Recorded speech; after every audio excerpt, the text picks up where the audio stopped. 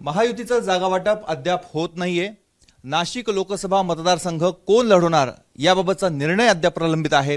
त्यामुळे उमेदवारांची धाकधूक वाढली तर कार्यकर्त्यांमध्ये अस्वस्थता निर्माण झाली आहे।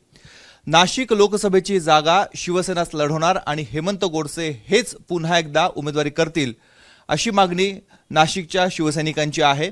त्यासाठीच नाशिकचे सर्व शिवसैनिक मुख्यमंत्र्यांच्या भेटीला गेले होते। तिथे ठाण्यामध्ये जोरदार शक्ती प्रदर्शन करण्यात आलं। हेमंत गोडसे आपल्या सोबत आहेत।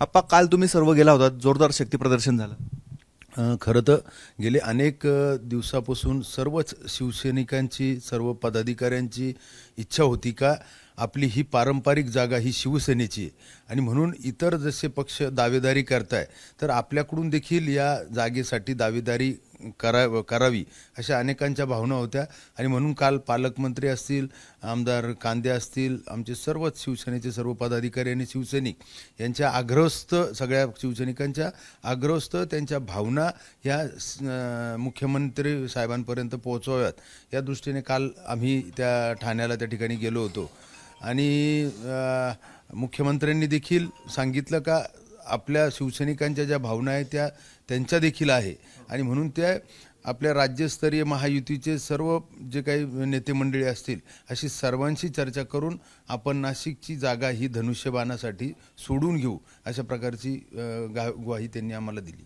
भाजपमधनं अनेक इच्छुक आहेत। समीर भुजबळ यांचं नाव पुन्हा समोर येतंय। राष्ट्रवादीने ती जागा लढवावी अशी मागणी होते। मला असं वाटतं का प्रत्येक पक्ष हा प्रत्येक मतदारसंघावरती दावेदारी करत असतो। भाजपने केली, राष्ट्रवादीने केली, परंतु आमची जी जागा ही पारंपरिक गेले अनेक वर्षापासून आम्ही लढवतोय। मताधिक्य देखील आज म्हणजे मागच्या 2014 नंतर 2019ला मताधिक्य वाढले आणि निश्चित मोदी साहेबांच्या नेतृत्वावरती आम्हाला सर्वांना विश्वास आहे आणि निश्चित ही या जागेला देखील पुन्हा एकदा यश मिळेल असं आम्हाला विश्वास आहे। काल एकदम हा उद्रेक म्हणा किंवा एकदम सर्व कार्यकर्ते तिथे जाण्या ही गरज का भासली? काय नेमकी अस्वस्थता आहे? आपल्याला काही श्युरिटी नाही आहे का? आपण गेले 8-15 दिवसापासून जर बघितलं असेल तर प्रत्येक पक्ष हा कुठल्या आंदोलनं म्हणा किंवा आमच्या मुख्यमंत्र्यावरती दबाव म्हणा अशा प्रकारचं चालू आहे आणि म्हणून आपल्याकडून कुठल्या प्रकारची मागणी होत नाही आणि म्हणून अशा सर्व शिवसैनिकांच्या भावना होत्या। अतिउत्साही सर्व कार्यकर्ते होते आणि म्हणून काल आम्ही ठाण्याला मुख्यमंत्री महोदयांना त्या ठिकाणी भेटलो। आपण भाजप प्रदेशाध्यक्ष बावनकुळे यांची पण भेट घेतली, चर्चा होती, काय नेमकं झालं भेटीत? भेटीमध्ये एक सदिच्छा भेट होती। महायुतीचे उद्या जर समजा उमेदवारी मिळाल्या तर सर्वांना एकत्रितरित्याच काम करायचं आहे आणि म्हणून त्यांचे आशीर्वाद घेण्यासाठी आपण त्यांना सदिच्छा भेट त्या ठिकाणी दिली।